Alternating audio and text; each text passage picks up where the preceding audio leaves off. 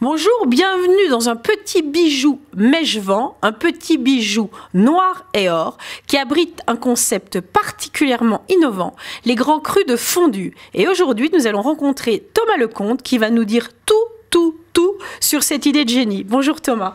Bonjour. Alors les grands crus de fondu, évidemment, on pense d'abord aux grands crus de Bourgogne. Qu'est-ce donc? Alors les grands crus de fondu, c'est la même chose que si vous alliez chez un sommelier. Sauf que nous avons récupéré des fromages avec un stade d'affinage bien poussé, avec des vrais fromages d'appellation sous signe de qualité. Et du coup, on va vous proposer des fondus à votre goût, à votre image. Oui, c'est absolument génial. C'est-à-dire qu'on s'assied ici, on a une carte, on a 5 ou 6 fromages, dont évidemment une catégorie de comté, de gruyère, l'estivas, le vacherin.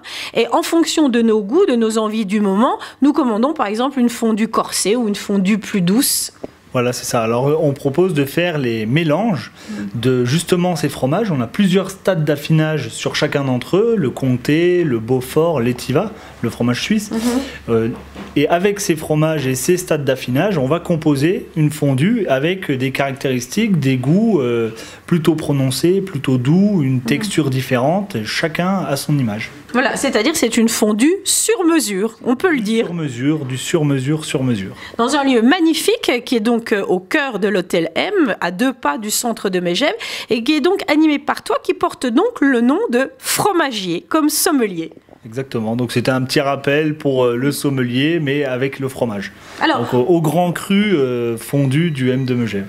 Au grand cru de fondu du M de Megève, absolument. Alors toi, Thomas, par ailleurs, tu nous garantis effectivement la qualité des produits, puisque ton métier est aussi de t'occuper de la terre à l'assiette, de l'alimentation des animaux, et des différentes étapes jusqu'à notre bouche, notre palais, et notre plaisir, j'allais dire. Alors exactement, donc moi c'est mon métier, ça fait 8 ans que je fais ça, donc j'interviens dans les fermes, un peu partout, chez tous les gens qui produisent du fromage au lait cru uniquement. Et de là, on tire une qualité vraiment exceptionnelle. C'est-à-dire non pasteurisé, c'est-à-dire que le lait sort du pied de la vache et 1 heure après, il est travaillé. Exactement. Donc à la fin de la traite, on transforme le fromage et on part pour un affinage de plus ou moins longtemps, quoi. Alors il y a quelque chose moi qui m'a semblé particulièrement original et délicieux, c'est que cette fondue, on ne la déguste pas uniquement avec du pain. Non, alors on a décidé de faire quelque chose de vraiment sur mesure, à l'image du M, c'est un 5 étoiles. On a voulu faire une vraie fondue qu'on ne pouvait pas trouver ailleurs. Donc on la propose autrement qu'avec du pain. Bien que ce soit 2 pains d'une belle qualité, avec des noix et tout ça. Ensuite, on a les fruits et les légumes. Vous avez les framboises, vous avez les carottes, vous avez l'ananas. Et l'acidité qu'apportent ces fruits et l'onctuosité qu'apportent ces légumes, qui sont mi-cuits, mi-croquants, avec la fondue, c'est un régal. Alors moi je dois dire que j'ai testé cette fondue avec la morille, qui est un support pour le fromage particulièrement intéressant, parce que le fromage s'incruste, imbibe la morille, etc. C'est absolument divin. J'ai testé aussi avec de la truffe sur un morceau de fromage lui-même, et j'ai trouvé véritablement des saveurs surprenantes. Alors il y en a un que je n'ai pas encore testé, mais je sais qu'il est à la carte, c'est la fondue à l'escargot à l'ail. Alors explique-nous pourquoi et quelle est cette originalité de proposition? Alors l'intérêt, c'est d'avoir la fondue qui est servie avec un accompagnement tout autour. Donc les escargots, vous n'allez pas les retrouver dans la fondue. Par contre, vous allez les piquer. Et étant donné que ce sont des escargots qui sont aillés en cuisine, l'ail fait office d'exhausteur de goût pour les fromages. Donc c'est un support au niveau aromatique qui est juste magnifique. Oui, absolument, on va goûter ça très très vite. Alors, autre particularité de cette fondue, dans un hôtel effectivement 5 étoiles, c'est que certaines fondues sont préparées au cristal Roederer. Oui. Alors, on a voulu essayer de faire autre chose que du Chignin Bergeron ou qu'un autre vin. Donc, on a fait avec de la bière, on a essayé avec de la bière.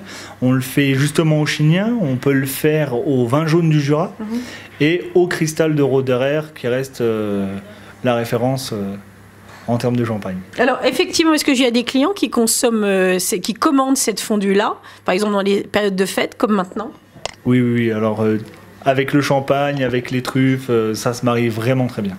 Alors, ce qui est amusant et paradoxal, c'est qu'au fond, la fondue, au départ, était le plat du pauvre et on récupérait plutôt, je crois, des fromages abîmés pour les préparer à la maison autour d'une tablée. C'est exactement ça. Donc, quand ils montaient en alpage, c'est vrai que ça prenait pas 10 minutes comme maintenant avec les télésièges. Donc, c'était plusieurs jours de transhumance pour pouvoir arriver là-haut et faire suivre tout le matériel. Donc effectivement, ils ne descendaient pas faire les courses tous les jours. Donc les fromages abîmés ou les fromages cassés, il fallait bien en faire quelque chose. Et c'est à ce moment-là qu'ils les faisaient fondre pour pouvoir les manger. Alors toi, tu as réussi à donner, en tous les cas, François Benet, qui a créé ce concept, a réussi à donner les lettres de noblesse à ce plat finalement populaire. Hein. Et toi, tu l'as rendu magique, puisque effectivement, s'asseoir à la table des grands crus de fondue, c'est rentrer dans une histoire, dans une narration, dans une passion même, puisque c'est la passion que tu portes depuis des années. Je crois que tu as fait une école d'ailleurs laitière, l'ENIL. Oui, c'est ça, c'est l'École nationale d'industrie laitière. Donc j'en ai fait 2. Et puis ça m'a apporté de pouvoir justement faire le métier que je fais depuis 8 ans maintenant.